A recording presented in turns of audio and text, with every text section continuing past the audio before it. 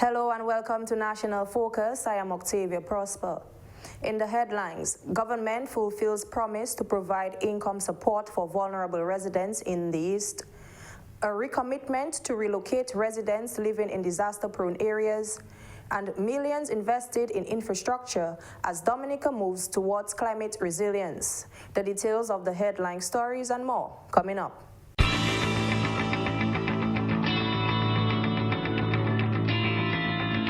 Welcome back. The government of Dominica has fulfilled its promise to assist families affected by the trough system of November 2022. The Prime Minister of the Commonwealth of Dominica, Honorable Roosevelt Skerrit, gave an update of the income assistance process at the bi-weekly press conference on Monday. The government promised it would assist affected residents with income support, and I'm happy to report that this process is well underway. $400 provided to households of 1 to 2 members, and $750 provided to households of more than 2 members. As of March 7, 2023, payments have been made to Peter Soufriere and Sansobe from a total of 162 households, 145 paid. Castle Bruce, Tranto, Deepa, from 99 households affected, 84 paid. Good Hope, from 128 households affected, 102 paid. The Government of Dominica wishes to thank the World Food Programme for partnering with us. Prime Minister Skerrit encouraged families to assess their eligibility with their respective village councils, who will further advise them. He reiterated the government's stance on the relocation of vulnerable individuals of the affected community. On the matter of relocation, we are moving swiftly ahead, and very soon the Cabinet will be in a position to advise the public on the concrete actions we have taken. A committee is in place to advance the process and has already developed draft eligibility requirements, as well as a relocation plan for review by the Cabinet. As I've already advised, we have taken a firm decision to relocate the most vulnerable members of these affected communities, and we're working towards this objective. Minister for Finance, Honorable Dr. Orwin McIntyre, says Dominica is well on its way to becoming the world's first climate resilient nation as government continues to invest millions into major infrastructural projects. Curvia John has more in this report. The various projects currently being implemented by the government are an indication that Dominica's journey to becoming a modern and climate-resilient country is taking shape. This as major investments are being made into the construction of an international airport, the rehabilitation of the East Coast Road and the Layu to York Valley Road, and the construction of a geothermal plant in Loda.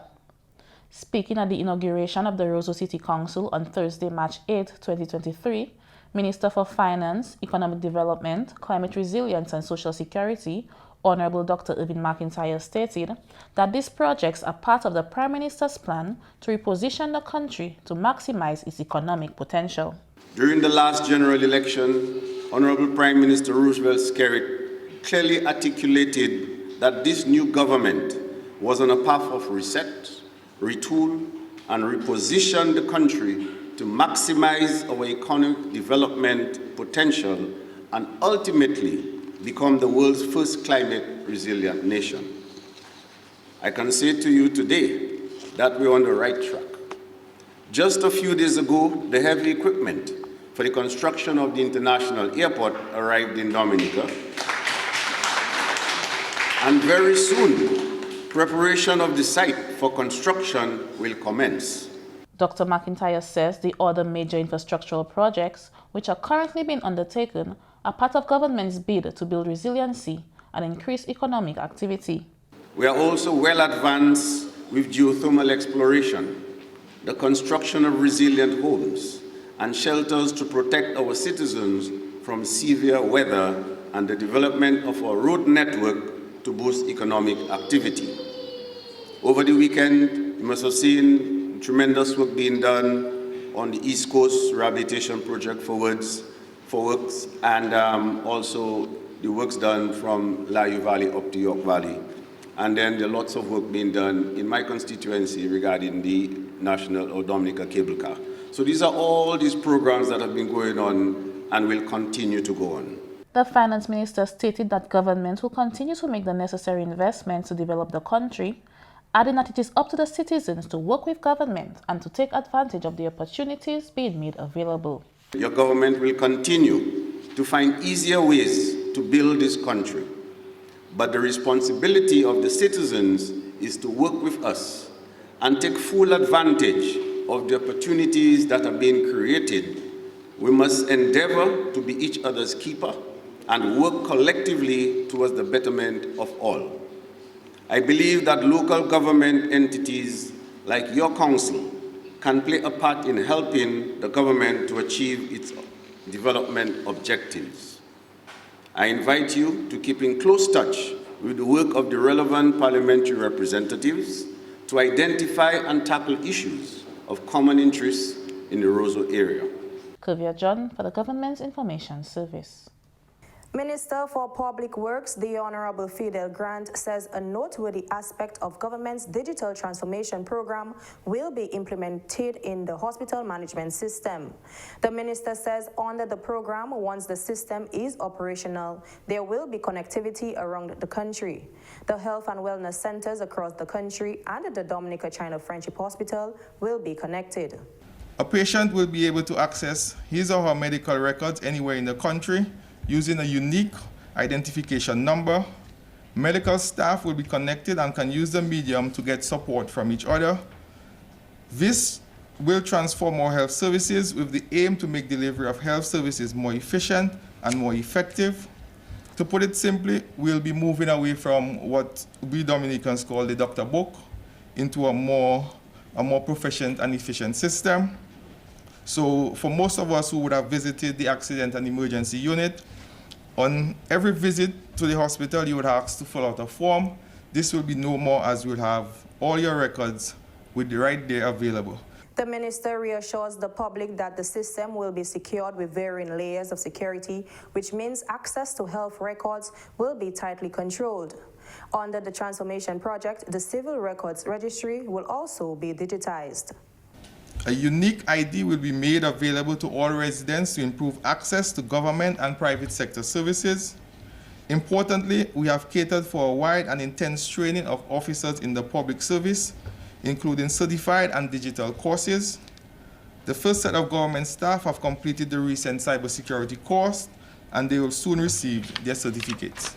Digital skills and technology adaptation is another key component of the transformation project.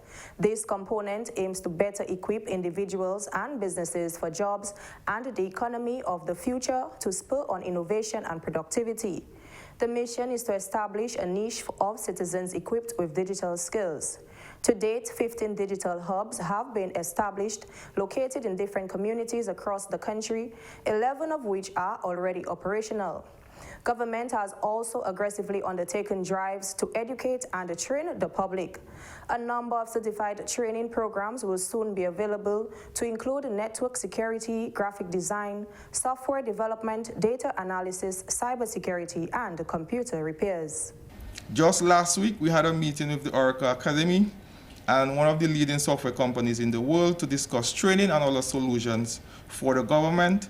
So we are seeking to provide the general public with training such as Java, C++, Python, and the list that goes on for different programming languages which are available, database management, cloud, and other web services.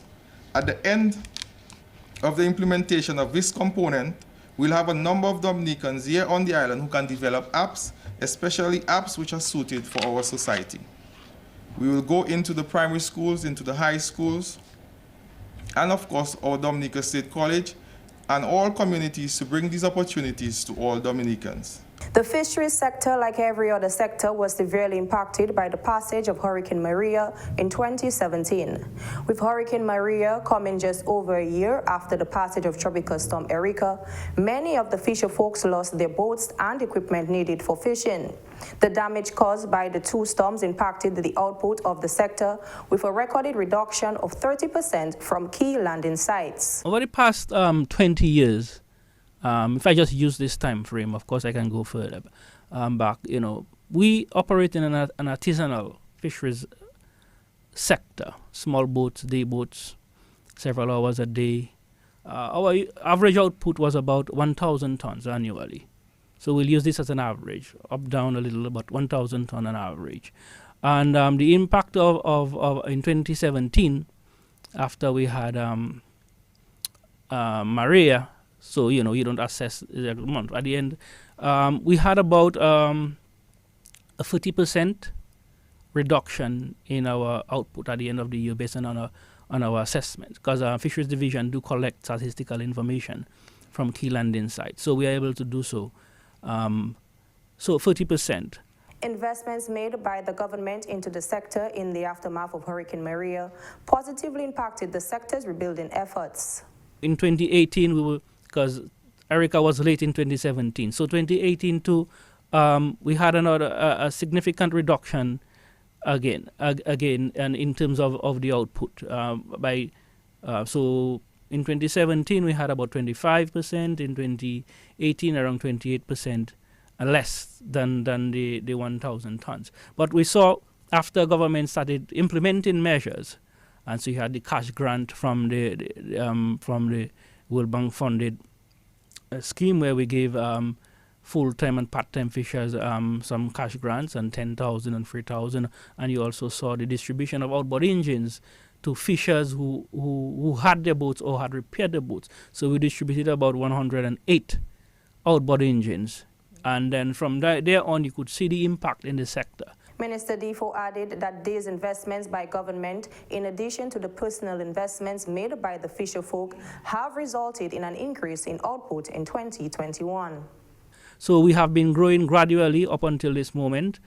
So currently in the assessment of 2021 of all data, we were at just 3% off the 1,000 back to 1,000 average annual landings. So I would assume in 2022, I am very confident with what I have seen on the ground, the investment from fishers themselves, and that we will easily break back to pre-Maria level, and we're looking to go upwards from there through additional investments government will put into the fisheries sector. The Ministry of Agriculture, Fisheries, Blue and Green Economy embarked on a mission this year to meet with farmers and fisherfolks across the island. Curvia John takes a look at the visit to the Northeast region. The team has met with farmers on the North, Southeast, West, East and the Northeast regions. The idea is to collect data from the farmers, assess farmlands, and work towards improving the farming conditions to increase production.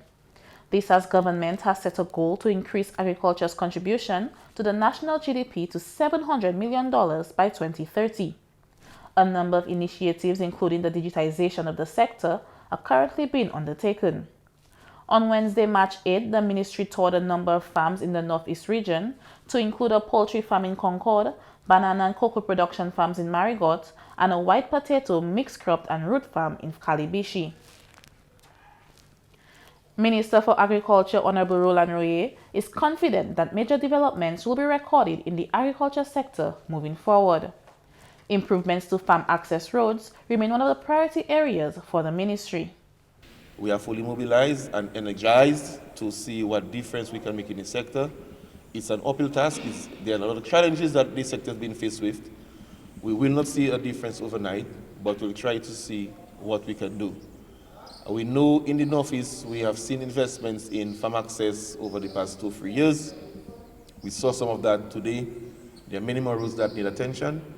I could say we have a list of roads that we have shortlisted. Developments have been noted in the area of farm access, with rehabilitation works undertaken on the Makato Feeder Road in Grand Bay, the Bopla Feeder Road and the Middle Ridge Road in Pearbush, among others. Minister Ray says the Cafe Road is one of the priority roads to be assessed by the ministry. There are other roads in the Northeast that will be given attention by an assessment, and as we continue to attract funding, they will be given priority as well. So the Northeast is not left behind. The radar is in the Northeast. We know that was one of the most productive belts in terms of banana production. And some of the farmers here were once banana farmers, and saying that you are still in the sector that shows your commitment and resilience.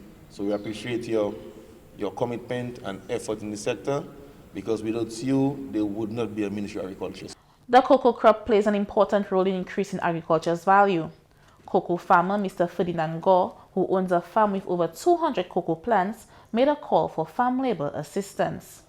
I want 2 persons to help me to pick, because so I pick and they will carry and put where it's supposed to break. Because I'm not breaking in the field, you know. I'm not breaking the cocoa in the field. I have a special place breaking the cocoa. Okay. So labor is a little issue? Yeah, difficulty. See, I alone sometimes 2 days I have to pick cocoa. 2 days. 2 days. Meanwhile, CMOS manufacturer Mr. Wilson Honore has discovered a new byproduct which he hopes will propel the CMOS industry here in Dominica. Not only we want to grow the CMOS for sales only, but we also want to expand into other byproducts. And luckily today I got my first video from the deep hair moisturizer that was produced from CMOS that came right here, to export it to my niece that is trained in biochemistry, and she have successfully produced the deep hair moisturizer, and I now have it on video. This week I was able to get her the lye, so that, and soon from now we will have our soap bar produced from CMOS. So not only to grow and sell, but we intend to go into manufacturing and to grow a company that is second to none. Parliamentary Secretary with responsibility for agro-processing, Honorable Lakia Joseph, is passionate about the development of the industry, being an entrepreneur herself. Honorable Joseph is the sole proprietor of Nature Blends. We do all of our exporting. We provide S-Mart, Fresh Market, Zeb Creole, Jolly's Pharmacy, Ash Beauty Store in Portsmouth, Savers Supermarket, and we deliver all across the island. We also sell on ShopDM and buydominicaonline.com. We also sell on jollies.dm. So, Nature Blends. Oh, we have soups. Your packaging market, you import them? Right, no. So I actually do all of my designs myself. So from my logo down to my labels, I've designed all of them myself and I print them at the Blush. The Ministry of Agriculture team will continue their Meet the Farmer store in the Southern and Roseau Central districts over the next few weeks. All of this is in an effort to create an enabling environment for national food security. Kuvia John for the Government Information Service. You are watching National Focus. More when we return.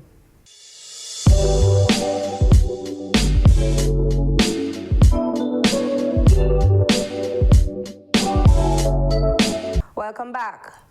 The government of Dominica has accorded the late Dr. Orwin an official funeral. Prime Minister Honorable Roosevelt Skerrit made the announcement at his bi-weekly press conference on March 13, 2023. The Prime Minister expressed his condolences to the family of the late Dr. Orwin, describing him as an honorable man. Mr. Orwin was an exemplary citizen, a kind and humble soul, who demonstrated profound love and commitment for Dominica, its people, and culture. Through his work as a cultural administrator both in Dominica and in the region, he helped engender a deep appreciation for our customs and traditions. His legacy is all around us. In the national flag he designed in 1978 as Dominica gained its independence from Great Britain.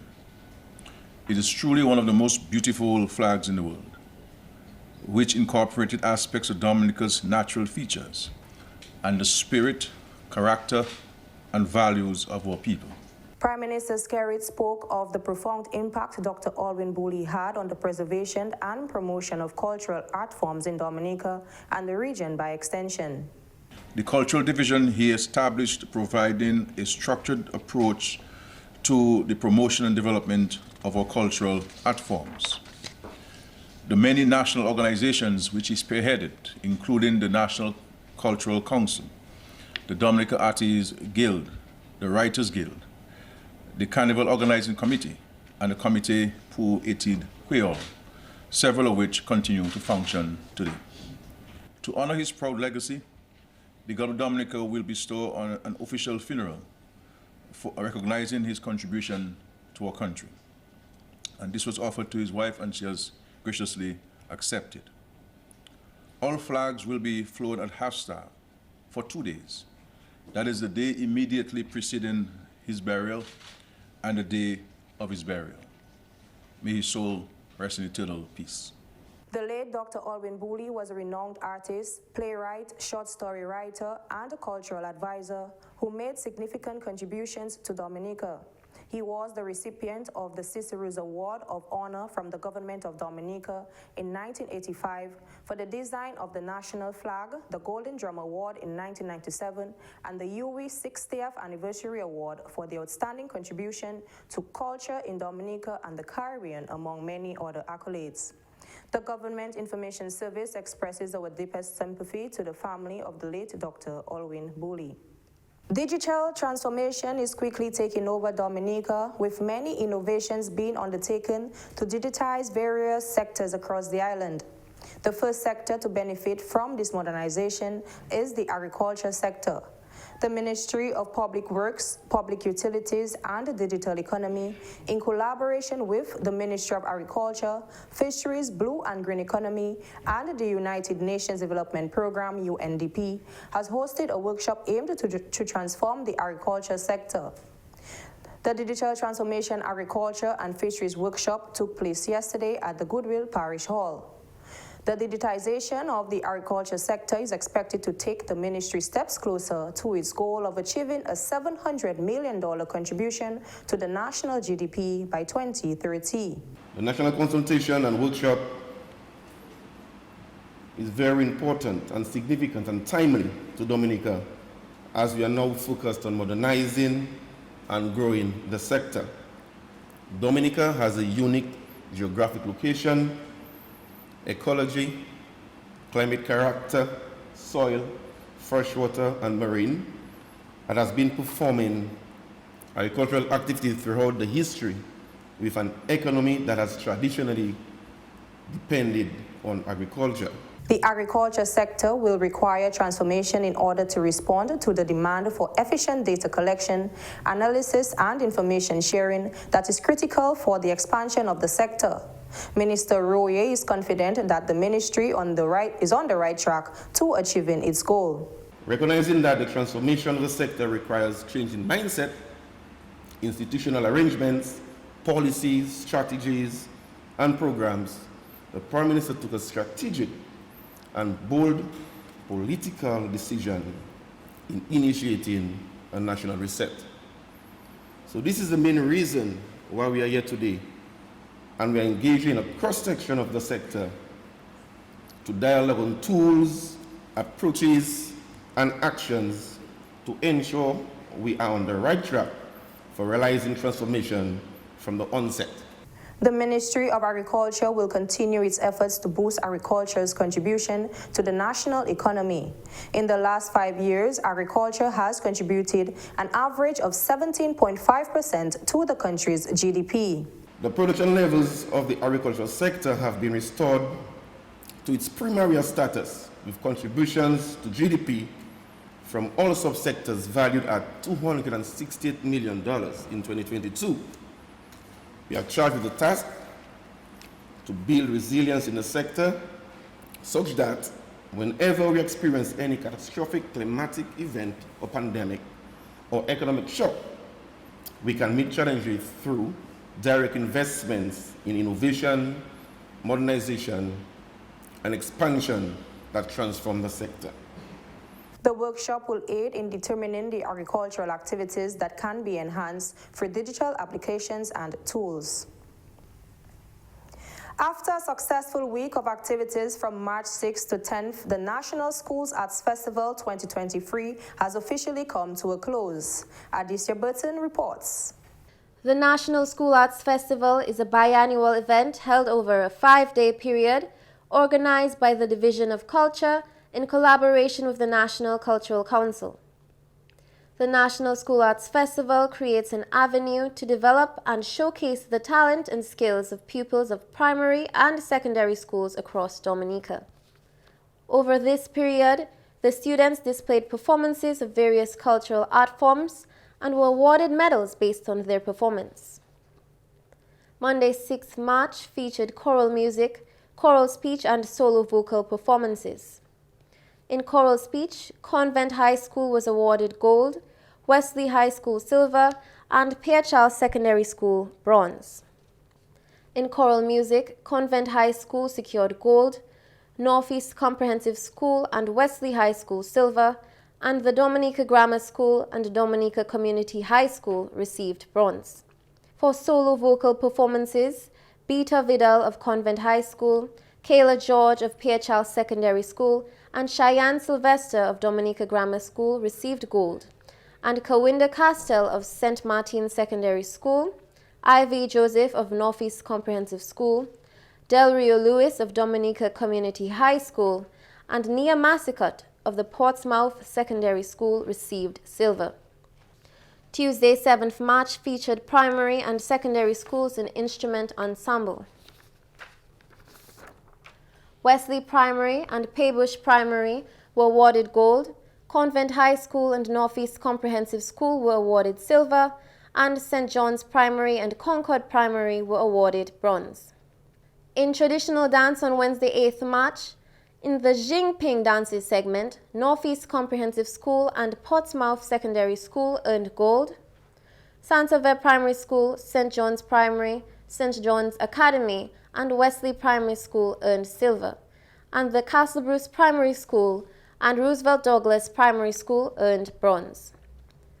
Castle Bruce Primary and Pierre Charles Secondary School were awarded gold in the ballet segment. On Thursday, 9th March, in the drama segment, Goodwill Primary School, Wesley High School, and Pierre Charles Secondary School took gold, and the Dominica Community High School took silver. On the final day in creative dance, Will Strathmore Stevens School, Wesley Primary School, Wesley High School, and Convent High School received gold. Newtown Primary School and Dominica Community High School received silver.